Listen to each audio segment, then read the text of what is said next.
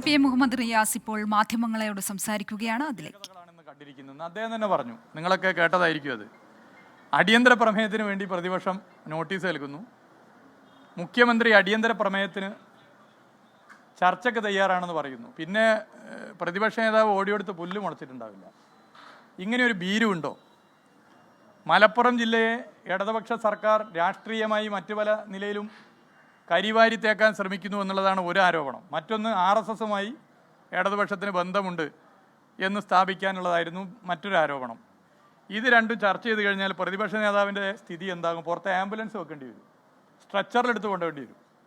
ഇത് മനസ്സിലാക്കിയിട്ടാണ് ആ ഭീരു ഓടി ഒളിച്ചിട്ടുള്ളത്. മലപ്പുറം ജില്ലയെക്കുറിച്ച് ചർച്ച വന്നാൽ ഞങ്ങൾക്ക് പറയാനുണ്ട്. മലപ്പുറം ജില്ല വേണോ വേണ്ടയോ എന്നുള്ള ചർച്ച നടന്നു. പോപ്പുലേഷൻ അടിസ്ഥാനപ്പെടുത്തി അങ്ങനെ ഒരു ജില്ല വേണമെന്നുള്ള അഭിപ്രായം ഞങ്ങൾ പറഞ്ഞു, ഇടതുപക്ഷം പറഞ്ഞു. ഇടതുപക്ഷ ഗവൺമെൻറ് അത് നടപ്പിലാക്കുമെന്ന് പറഞ്ഞു. അന്ന് മലപ്പുറം ജില്ല വേണ്ട എന്ന് പറഞ്ഞ് പ്രക്ഷോഭം നടത്തിയത് ഈ ഭീരു പ്രതിപക്ഷ നേതാവിൻ്റെ പാർട്ടിയാണ്.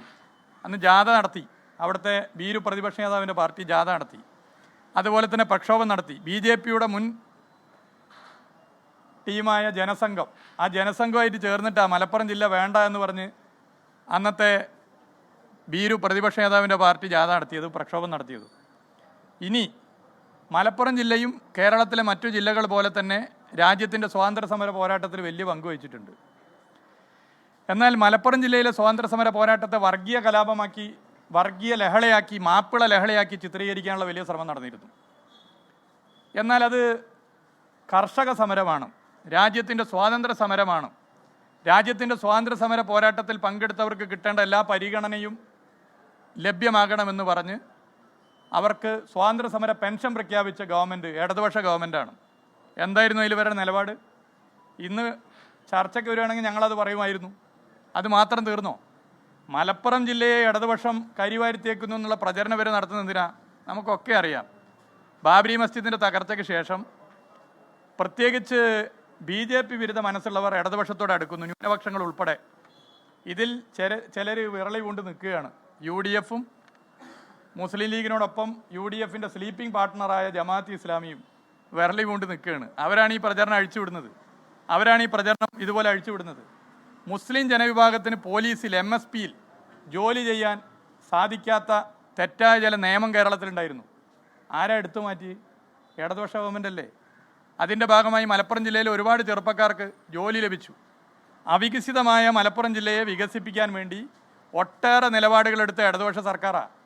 ഇത് ഞങ്ങളിന്ന് ചർച്ച നടന്നാൽ പറയായിരുന്നു, ആംബുലൻസ് കൊണ്ടുവേണ്ടി വരിയിരുന്നു പ്രതിപക്ഷ നേതാവിനെ. എന്നിട്ട് ഭീരു ഓടി ഒളിച്ചിരിക്കുകയാണ്. അതുകൊണ്ട് കേരളം ഇന്ന് വരെ കണ്ട ഏറ്റവും ഭീരുവായ പ്രതിപക്ഷ നേതാവായി VD സതീശൻ മാറിയിരിക്കുകയാണ്. അദ്ദേഹത്തിന് ഒരു സെമിനാറിനൊക്കെ വിടാം, എന്നാൽ ഇതുപോലുള്ള ഒരു ഫൈറ്റ് വർത്താനം പറയാൻ പറ്റും. ഞാൻ വ്യക്തിപരമായി ആക്ഷേപിക്കില്ല, അദ്ദേഹം എപ്പോഴും വ്യക്തിപരമായി ആക്ഷേപിക്കില്ല, ഞാൻ അങ്ങനെ ആക്ഷേപിക്കാൻ ഉദ്ദേശിച്ചതല്ല. ഒരു സെമിനാറിന് വിടാം.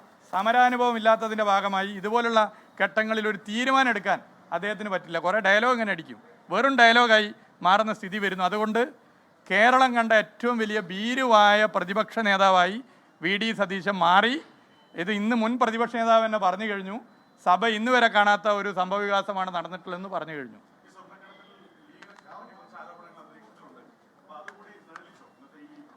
എല്ലാ കാര്യവും ചർച്ച ചെയ്യണമെന്ന്, ഒരു കാര്യം ഒഴിവാക്കരുത്. നമുക്കൊരു ഓപ്പൺ ഫൈറ്റിലേക്ക് പോകാമല്ലോ. എല്ലാ കാര്യവും ചർച്ച ചെയ്യണം. ഇവിടെ തെറ്റായ നില സ്വീകരിക്കുന്നവരാരൊക്കെ ഒക്കെ ചർച്ച ചെയ്ത് പോകണം. എല്ലാ കാര്യവും ചർച്ച ചെയ്ത് പോകണം.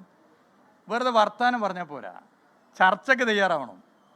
മുഖ്യമന്ത്രി അടിയന്തരമായി വിഷയത്തെ കണ്ടുകൊണ്ട് വളരെ ബോധപൂർവം ഈ വിഷയത്തെ കരിവാരി തേച്ച് കുപ്രചരണം നടത്തുന്നത് കണ്ടുകൊണ്ട് സഭയിൽ ചർച്ച ചെയ്യാൻ തയ്യാറാണ് എന്ന് പറഞ്ഞിട്ട് കേരളത്തിൻ്റെ ചരിത്രത്തിൽ ഇങ്ങനൊരു സംഭവം ഉണ്ടായിട്ടുണ്ടോ?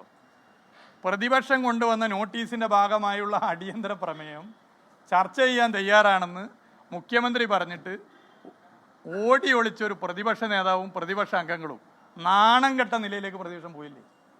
ഇതൊരു വസ്തുതയാണ്.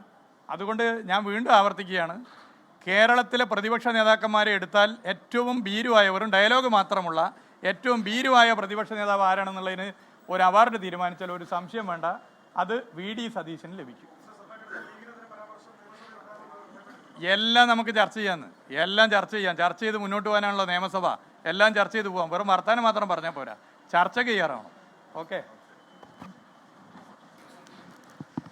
പ്രതിപക്ഷ നേതാവ് ഭീരുവാണെന്നും അതുകൊണ്ടാണ് പ്രതിപക്ഷം അടിയന്തര പ്രമേയ ചർച്ചയിൽ നിന്നും ഒളിച്ചോടിയതെന്നുമാണ് ഇപ്പോൾ പി എ മുഹമ്മദ് റിയാസ് പറയുന്നത്. രാവിലെ നിയമസഭയിലുണ്ടായ ഭരണ പ്രതിപക്ഷ വാക്പോര് സംബന്ധിച്ച ചോദ്യങ്ങൾക്കാണ് ഇപ്പോൾ അദ്ദേഹം മറുപടി നൽകിയത്.